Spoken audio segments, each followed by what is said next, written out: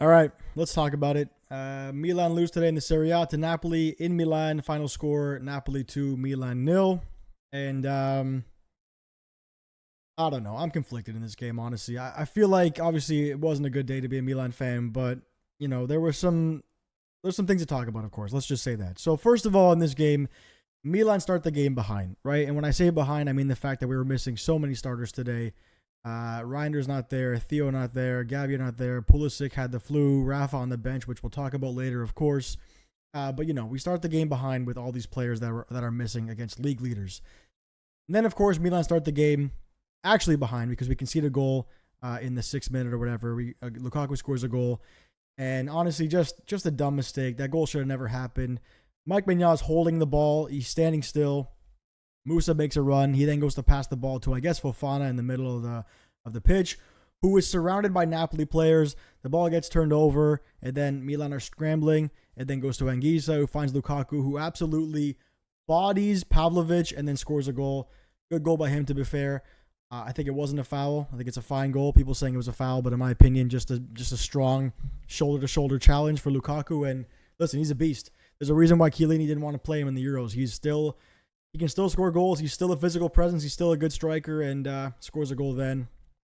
And then honestly, Milan that half have a decent spell of possession. And I say decent, like it wasn't great, but they had possession and they were making some chances here or there. And the Napoli honestly sat back and didn't do much until the second goal, which was scored by Kvara. Again, I would say a mistake, and I probably point to Mike Maignan more than anybody on that goal because, Emerson doesn't close him down. Fofana as well, kind of, lazily kind of close him down, but still, it's a shot from outside the box. It's a great shot by Kvara. It's well placed. And then Mike Maignan, he does get there, but the ball goes under his arm. So, in that case, it probably would be a bit of a Mike Maignan error on that goal. So, unfortunate. But, that first half, I would say Milan actually didn't look too bad after the goal. The one thing I would say, though, is just RLC in that first half. This whole game, really. I feel bad for the guy, I really do, but he at this point is just doing more damage than good. So many plays that were kind of killed by him and poor passes and poor touches, just rough by him. Second half starts. Milan score a goal very early on within like 90 seconds. It's a great cross by Chukwueze. It's a great header by Morata, but he's just offside, and I feel like that's a bit deflating for the team, so that's unfortunate. And then again, possession, not much is going on. We then bring on Rafa, Pulisic to save the game, and we see what Rafa can do. He is much more dangerous than Okafor this game. Okafor was very ineffective this game. Rafa comes on, shows some skill, some individual talent, and some good runs, but just things are not falling for Milan, and then of course the game kind of ends like that.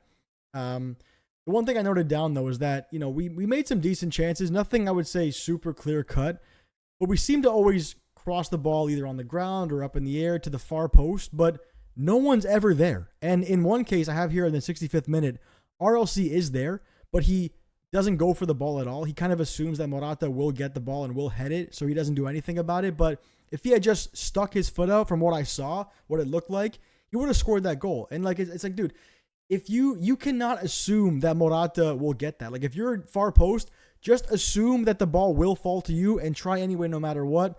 That should have been a goal in my opinion, but it wasn't. And that happened like over and over again, not just from RLC, many players, just a weird thing. The few talking points here, of course, is the fact that, Fonseca will be under question here. Fonseca did say in this game that he felt good about the way we played the game, just couldn't score goals. And I honestly kind of agree with him. I didn't think we played too bad today, despite how many players we were missing from our starting lineup. We weren't clinical enough, of course, and Napoli were. But we'll point to the fact now that it's been 12 games under Fonseca. We have won 5 games. We have drawn 2. We've lost 5. So very, very up and down. I don't want to make excuses, but at the same time, like our schedule, we've played Liverpool, we've played Leverkusen, we've played Napoli, we've played Inter. We're playing Real Madrid next week. I mean, again, not to cop him out, but that schedule, that's a tough schedule for any new manager and any new team, no matter like who you're coaching. So I do think that is worth at least a mention in this case. Again, there's been many games that were not those big games that were not good enough. Back thinking of the Parma game, the Fiorentina game, we've been so poor in other ways. But just saying, the schedule in itself has been tougher, I would say, than some other teams that have played this many games so far. Some standouts for me would have been Fofana. Kind of a quiet solid piece of the team where he never is going to make many headlines, but just does the simple things so well. Chukwueze, again, today I thought was very positive. He's always looking to make something happen when he has on the ball, and I appreciate that. Even Emerson Royale today, too, looked decent.